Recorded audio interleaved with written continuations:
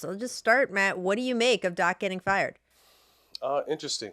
As someone who played for Doc, great motivator. I feel like at times struggles with in-game adjustments.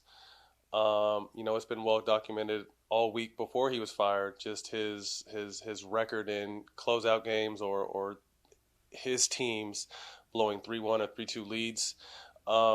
Game seven, this last game seven, I mean, yeah, Doc is the coach, but Embiid and Harden played piss poor. I think they know that. I think the world knows that. You know what I mean? I mean, there was a huge deal when we traded for Doc with that Lob City team because with Hmm. Benny, I think we won 56, 57 games.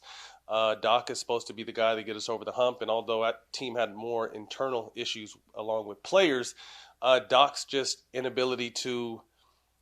And I don't really like, again, being a player, I don't know how much you can put on coaches, but a lot is put on coaches. And his inability to help us get over the hump. We were up 3-1 on Houston and blew that lead with, very minimal adjustments being made. But then at the same time, guys played piss poor. Again, piss poor, I guess, is my word today.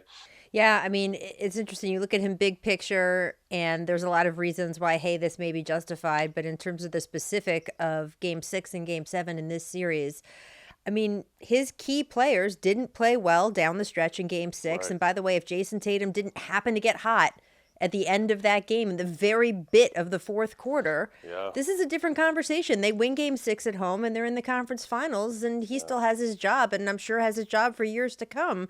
And Yeah. then game seven, they lose a game seven on the road against the team that made the NBA Finals last year, that was the number one seed for much of the season this season, with a transcendent performance from a legit star in Jason Tatum. I believe, I mean, he got over 50, but I believe the way he scored it hadn't ever been done before. I mean, Mm. there's so many things that had to happen for them to get this result. It just, I don't know. I always worry when we just are quick to fire coaches.